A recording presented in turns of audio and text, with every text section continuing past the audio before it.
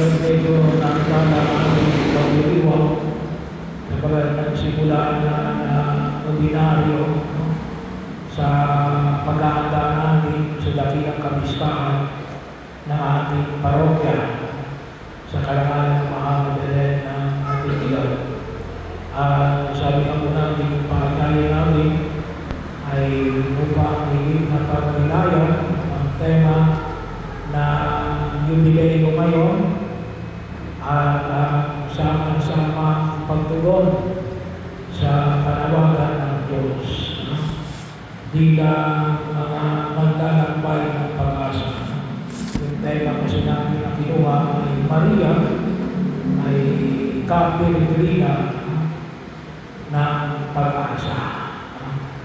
So, bahagi ho at sana tayo ay magkasama-sama sa pagninilay at yumaon ang ating pagkaunawa.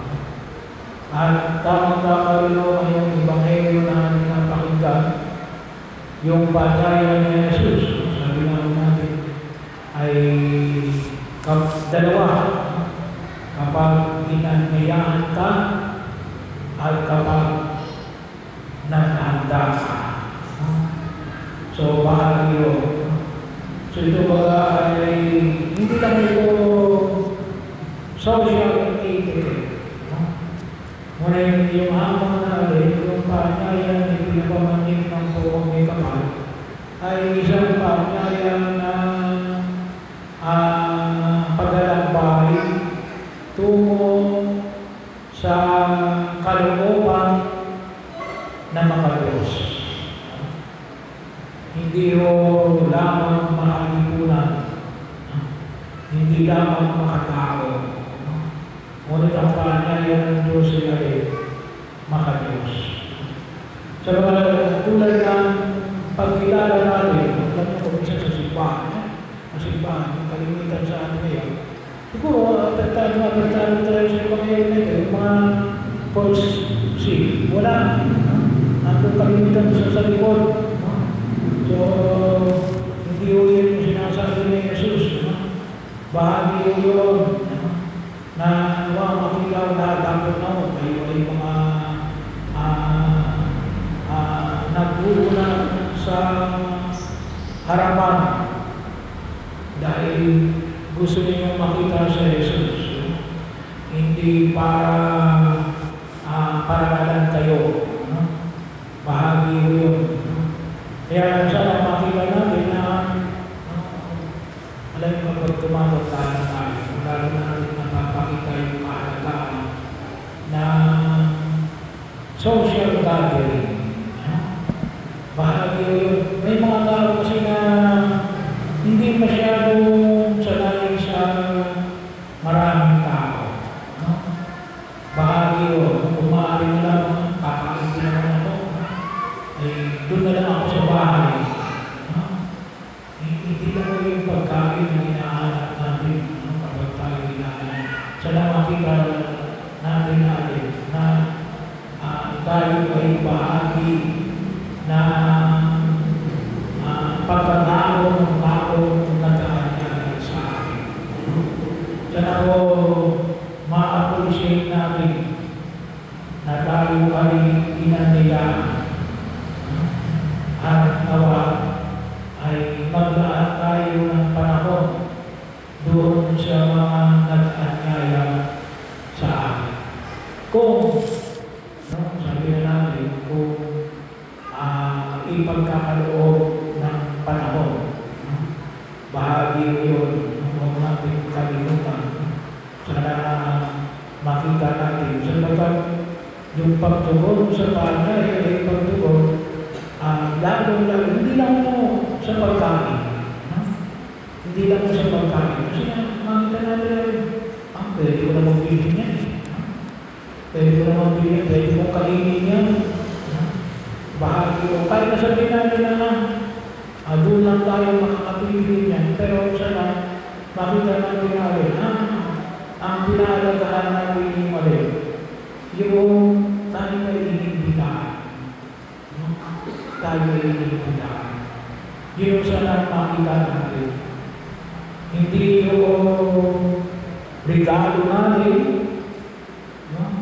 Baka sa isip natin ay yung regalo natin ang inaabangan, kundi kaya ay yung pagkakaroon ng kung saan ay makaparalan tayo, o bahagi yun. Kasi ganun yung pag-aaral ng Diyos. Tayo ay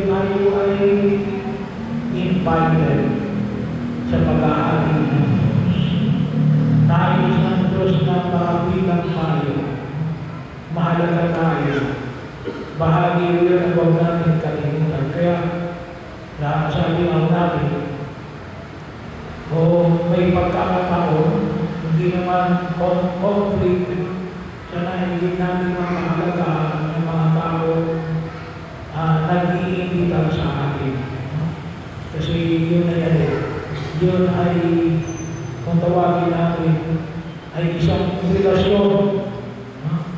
Bahagi yun ng pag-ugnayan ng relasyon natin sa ating kapwa-tao.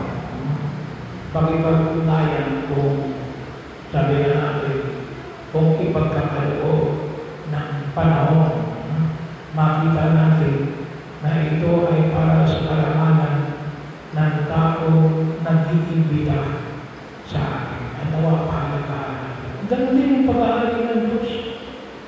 Makita mo na ang pag-aari ng Diyos ay isang invitasyon sa bawang isa sa atin. Every Sunday, iniimbitahan tayo. Palagi natin binibigyan ng pamilya. Sa luma, sana nga ako yung iniimbitahan ko rin. Sana huwag mo kalimutan yung ating nabinaryo. Sana makasama kayo sa paglalakbay. Para po sa nabinaryo na ito 2025. Bahagi nyo ng pagpapalako ng ating devotion sa mahal na Birhen Maria. At tulad ng ako ng kagaya natin upang mapalagin natin yung ating pagpapahalaga sa pagdiriwang ng jubileo, lalo-lalo na ngayon, ng jubileo na naglalakbay ng may pag-asa. Napakahalaga ho, na nakita ko natin. Pero yun naman yung makita natin yung pahalagaan na pagtuon sa mga imbitasyon na ipinagkaloob sa ating ng buong ikapa. Yun ay building up of relationship. Pagpapatibay ng ating pagpapag-ugnayan sa tao nag-imbita sa atin. At huwag natin kalimutan natin ang Diyos ay palaging mag-iimbita sa atin. Bahagi yun. Bakit?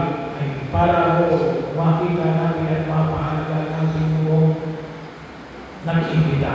Hindi tayo. Baka kasi yung iba, kung isa, nag-iisip din, social mo naman, sa pag-iimbitahan. Well, maaari.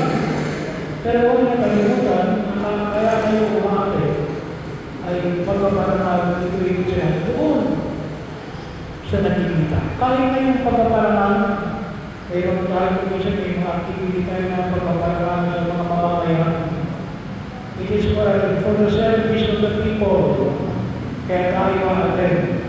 Na naman, ang bawa ko kapag binibitahan yung mga pinarangalan ng mga bagong tapos, ay sana ay makita na hindi pagkakahalaga na makita natin para sa paglago ng ating bayan, ng ating lipunan o ng ating parokya. Pangalawa ay kung maghahanda kayo. Well, hindi naman sinabi ni Jesus na, dito ka lang maghahanda. Sabi nga dito huwag natin kalimutan yung mga hindi kayang sa paghahanda natin na sana magkaroon din tayo ng puwang para doon sa mga hindi makakapag-imbita Kasi kung minsan hindi natin may alis, kaya tayo nag-iimbita para rin tayo iimbitahan. Pero huwag natin kalimutan na na sana, sabi natin, we have to share our blessing for those who would not repay us. Sana may bahagi natin ang ating mga biyaya na ating ikagpahanap doon sa mga tao hindi may babalik yung itinulong natin. Yung itinulong natin. At yun ang hindi na mas mahalaga. Bahagi yun. At sana yung pag-iisip na kapag tayo ay nag-anyaya sa iba, maaaring nagpipita o tumulong ko sa iba na hindi tayo magbalik, mag-ibigay mo, ay yun ay agad. Sabi nga natin, yun ay bahagi o yung isa sa mga elemento na binibigyan natin ng pagpapahalaga sa panahon na yun ng jubileo. Kasi yung charity, an act of charity. At yung act of charity ay masabi talagang act of charity kasi hindi tayo magagantihan. Kapag tayo ginantihan, baka masabi na natin, yun ang ibigay natin ay parang sa tulong sa kanila. Pero kapag nag-expect tayo ng ganti, kung mayroon siya yun, kasi may balik. Kaya kung magpasalamat kayo, kung sakaling ang inyong pagtulong ay hindi binalikan sa inyo. Bahagi o yun. Mas malalim yun. Kapag ang tulong ninyo, hindi lamang sa bagang may intention kayo na ito yung pagtulong ko ay hindi para ako ay balikan. Pero magpasalamat ako kayo kung talagang hindi ibinalik sa inyo yung tulong na ginawa nila sa inyo. Bakit?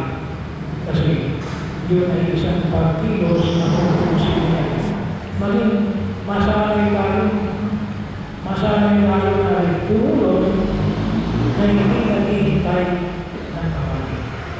Pinaghirapan natin, pinag-ipunan natin. Pero doon natin hindi na makikita natin, ito talaga yung charity. Ito talaga yung charity. Kasi pinaghirapan natin yun. Pinag-ipunan natin yun. At kapag yun ay tinulong natin na hindi tayo na hihintay na tayo ay balikan, ay yun ang tunay na mga Diyos na pagtulong na nawakan natin. Dapat for the first time, maging maliwanag ko sa akin. Kaya nga kung minsan na, sabi ko iba, kasi yung iba kung minsan ay pinapangutang eh. Huwag ka na magpaputang, lalo-lalo na sa samadan mo, hindi ka rin naman mapapabayaan. Magbigay ka na lamang ng kaya mo na kahit na hindi na ibalik sa iyo, ay maibigay mo sa kanya. Ito lang yung kaya mo na ibigay mo sa kanya na kahit hindi ibalik sa iyo, okay na. Kaysa magpaputang ka doon sa iyo utang niya sa pag-aakalang babayaran niya. Mas masakit pa yun sa loob eh. Lalo-lalo na kapag hindi marunong magbayad yung pinakutang. Pero yun pagsasanay ng sarili na nawa maging bahagi ng ating pag-aakalang. At ito yung pag-aakalang na ibigay ni Jesus na makatulong naman tayo maging bahagi ng ating pagkilos na tayo ay masanay ng tumulong na hindi naghihintay ng kapatid. So ito ang dalawang ito na itulong natin sa harapan ng may kapatid. Upang sa dalawa ay makatulong tayo sa kanyang panawagan bilang mga tunay na kanyang